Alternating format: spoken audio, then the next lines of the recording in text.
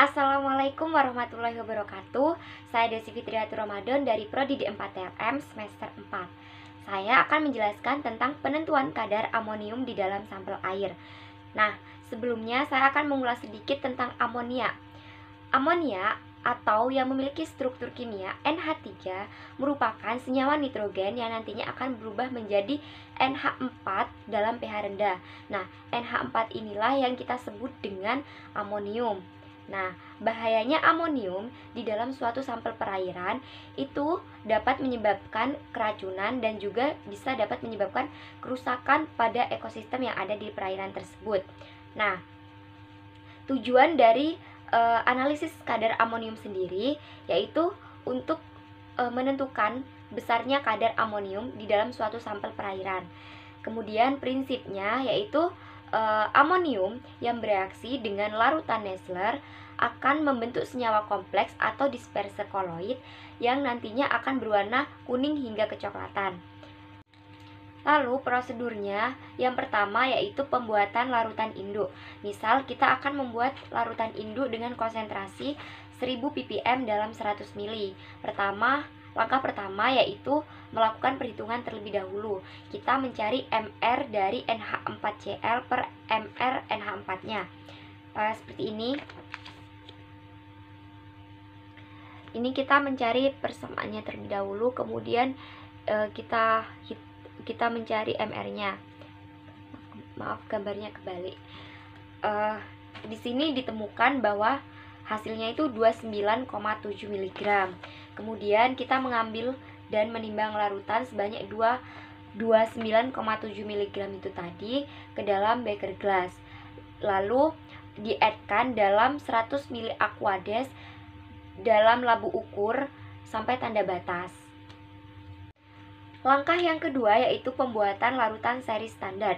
Nah, pembuatan larutan seri standar ini menggunakan rumus V1 kali N1 V2 sama dengan V2 kali N2. Nah, dan juga dibuat beberapa konsentrasi. Di sini saya memisalkan membuat beberapa konsentrasi, yaitu 0 ppm yang sebagai Aquades, sebagai blanko itu berisikan Aquades, kemudian 0,1 ppm, 0,2 ppm, 0,4 ppm, 0,6 ppm, 0,8 ppm, dan 1 ppm.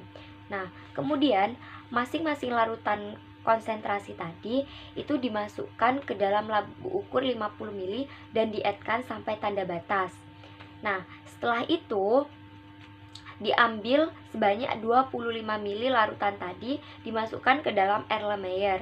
Kemudian ditambahkan sebanyak 25 ml lagi sampel air yang akan kita periksa dan ditambahkan lagi sebanyak 1 ml larutan Nessler. Kemudian ditambahkan lagi sebanyak 1,25 ml garam signet.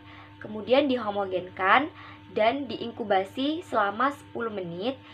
Dibiarkan larutan itu bereaksi. Kemudian dibaca pada spektrofotometer dengan panjang gelombang 410 nanometer. Lalu absorbansi hasil spektro tadi dibaca pada kurva kalibrasi atau regresi linear pada Microsoft Excel. Nah, sebelum kita beralih ke regresi linear, saya akan menjelaskan beberapa fungsi dari penambahan larutan Nessler. Nah, larutan Nessler ini berfungsi sebagai indikator, di mana untuk menentukan kadar amonium. Kemudian, fungsi dari penambahan garam signet sendiri yaitu untuk menghilangkan ion-ion yang dapat mengganggu atau yang dapat menyebabkan kekeruhan pada saat pemeriksaan di sampel itu tadi. Nah, selanjutnya kita beralih ke pembacaan kurva kalibrasi atau regresi linear. Langkah pertama yaitu kita memasuki Microsoft Excel terlebih dahulu. Nah, kurva standar atau kurva kalibrasi ini digunakan untuk menentukan konsentrasi suatu zat dalam sebuah sampel dengan cara membandingkan hasil pengukuran dengan sampel standar dari konsentrasi yang telah diketahui. Nah, di sini saya menggunakan konsentrasi ppm sebagai X dan absorbansi sebagai Y.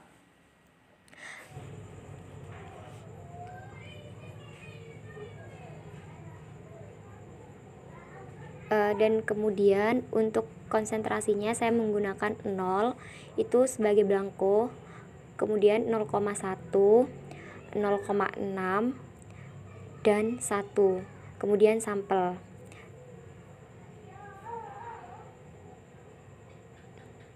Nah, untuk absorbansinya itu kemarin diketahui pada saat praktikum diketahui untuk 0,1 0,502, kemudian 2,641, kemudian 4,475, dan untuk absorbansi sampelnya itu 1,414.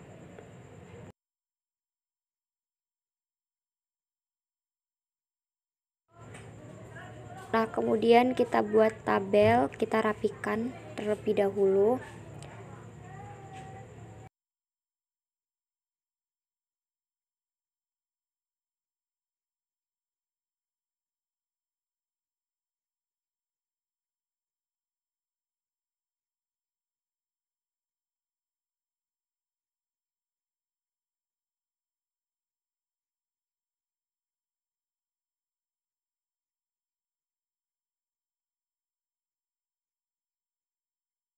Setelah seperti ini, kemudian kita blok yang akan kita buat grafik, lalu pilih menu insert dan pilih sketcher, kemudian pilih sketcher with only marker dan akan muncul tampilan grafik seperti ini. Kemudian untuk menggabungkan antara garis ke garis yang lain itu pilih salah satu titiknya, kemudian klik kanan dan pilih add trend line. Kemudian akan tampil seperti itu formatnya. Lalu dipilih display, diklik, dan kemudian display area juga. Nah, nanti akan muncul persamaan Y-nya. Seperti itu.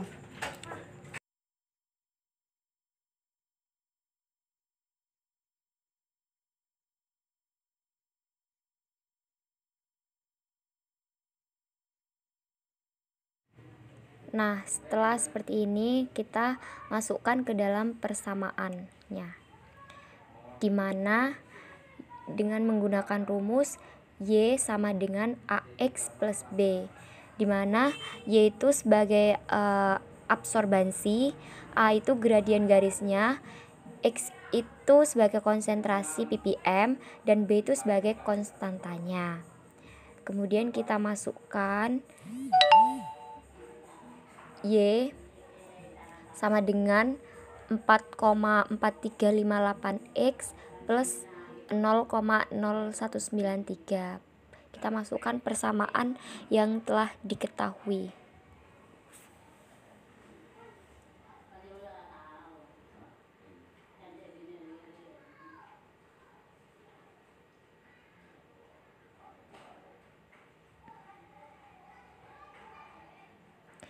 Nah, setelah itu Y dimasukkan, sampelnya diketahui 1,414. Kita masukkan di Y sebagai absorbansi sampel. Kemudian masukkan ke persamaannya. Lalu turun 1,414, absorbansi pindah ke ruas sebelah kiri menjadi min, dikurangi, kemudian sama dengan AX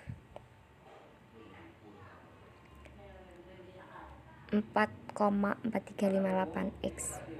Kemudian 1,414 dikurang 0,0193 itu sama dengan 1,3947, sama dengan AX-nya 4,4358X. Kemudian dibagi, X diketahui sebesar 0,3 mg per liter. Menurut PP tahun 2001 nomor 82 bahwasanya batas ambang maksimum kadar amonium di dalam air itu sebesar 0,5. Jadi dalam kesimpulannya air ini layak untuk digunakan dan tidak tercemar. Baik, itu yang dapat saya sampaikan tentang penentuan kadar amonium di dalam sampel air. Sekian dari saya, kurang lebihnya mohon maaf. Wassalamualaikum warahmatullahi wabarakatuh. Bye.